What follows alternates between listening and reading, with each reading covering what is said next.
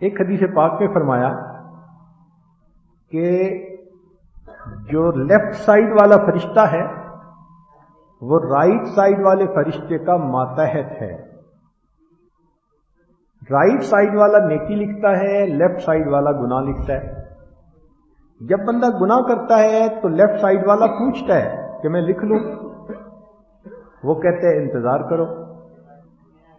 6 گھنٹے تک وہ فرشتہ انتظار کرتا ہے کہ اگر اس دوران یہ ریپینٹ کرتا ہے، نادم ہوتا ہے، شرمندہ ہوتا ہے تو اس کے گناہ کو لکھنے کا موقع ہی نہ آئے. گناہ کر کے بھی اگر 6 گھنٹے تک اس کو احساس نہیں ہوتا تب اس کے گناہ کی انٹری کی جاتی ہے. ایک حدیث پاک میں نبی علیہ السلام نے ارشاد فرمایا کہ جو بندہ اپنے گناہ کو برملا لوگوں کے اندر بتائے تو ایسے بندے کے گناہ کو معاف نہیں کیا جاتا. اس نے تو کھیل بنا لیا نا. اس کو کہتے ہیں ایک چوری اور دوسرا سینہ دوری.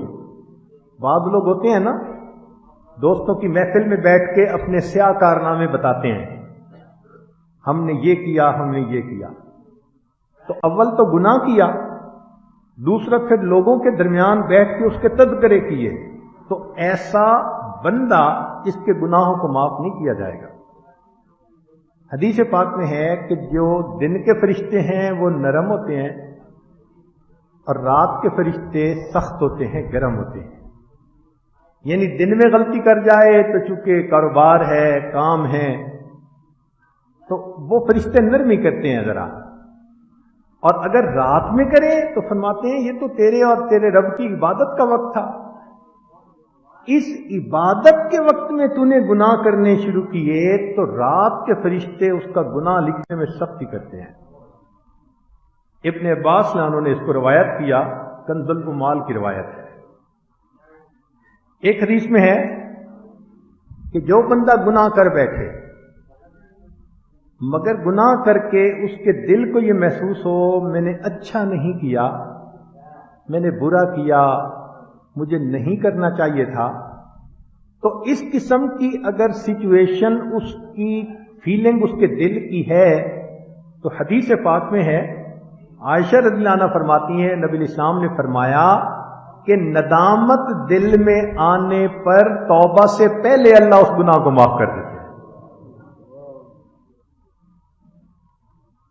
اس کو حاکم نے روایت کیا. ایک دوسری حدیث میں یہی مضمون ہے، اس کو ابن عساکر نے روایت کیا کہ انسان جب ذکر کرتا ہے، جب اپنے گناہ کو یاد کرتا ہے اور یاد کرنے کے بعد اس کو غم ہوتا ہے،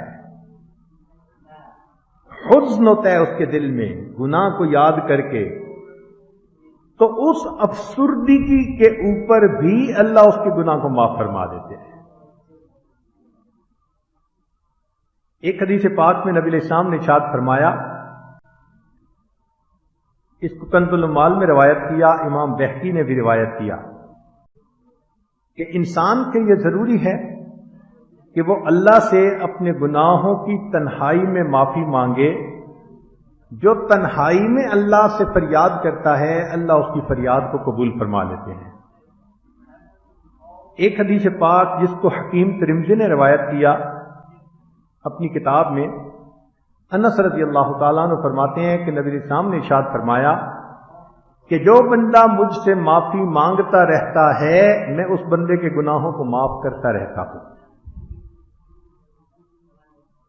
ابن عباس نے روایت کرتے ہیں کہ نبی علیہ السلام نے ارشاد فرمایا کہ گناہ کا کفارہ انسان کا یہ ہے کہ اللہ کے سامنے شرمندہ ہو. دیکھیں اصول کی بات یہ ہے کہ گناہ کے بدلے انسان کو آگ میں جلنا پڑے گا، یہ طے شدہ بات ہے.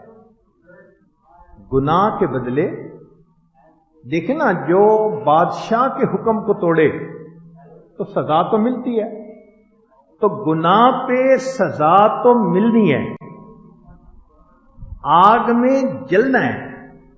اب فرق یہ ہے چاہے تو دنیا میں ندامت کی آگ میں جل جائے تو ادھر معافی ہو جائے گی، اگر یہاں نہ جلا تو جہنم کی آگ میں تو جلنا پڑے گا۔ اب دونوں میں سے جو آسان راستہ ہے وہ اختیار کرنا چاہیے۔ حدیث پاک میں ہے، ابو ہریرہ رضی اللہ عنہ نے روایت کیا کہ جس بندے کے دل میں اللہ کا خوف آ جائے اور اس خوف کی وجہ سے اس کے رونگٹے کھڑے ہو جائیں تو اللہ اس کیفیت کے آنے پر اس کے گناہوں کو معاف کر دیتا ہے کہ میری عظمت کی وجہ سے میرے بندے کے رونگٹے کھڑے ہو گئے۔ ایک حدیث پاک میں نبی علیہ السلام نے ارشاد فرمایا، ابو ہریرہ نے اس کی روایت کیا، حاکم کی روایت ہے کہ بعض لوگ قیامت کے دن اپنے نامہ اعمال کو دیکھیں گے تو تمنا کریں گے ہم نے زیادہ گناہ کیے ہوتے۔ عجیب بات ہے نا؟ کیوں؟ ہوا یہ ہوگا کہ انہوں نے دنیا میں گناہ کیے ہوں گے، پھر بہت نادم شرمندہ ہو کر روئے ہوں گے، اللہ نے ان کے گناہوں کو ان کی نیکیوں میں تبدیل کر دیا ہوگا، تو وہ جب نامہ اعمال میں دیکھیں گے تو تمنا کریں گے اور گناہ کیے ہوتے۔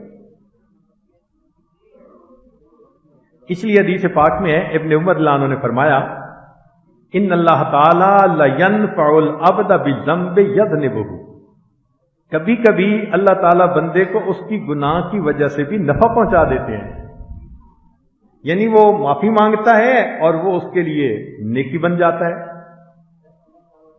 اور نبی علیہ السلام نے ارشاد فرمایا، ابن مبارک نے روایت کیا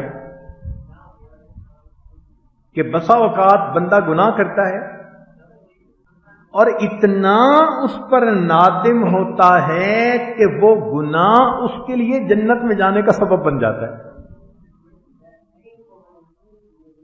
اس لیے ہمیں اللہ رب العزت کی رحمت سے کبھی بھی نا امید نہیں ہونا چاہیے۔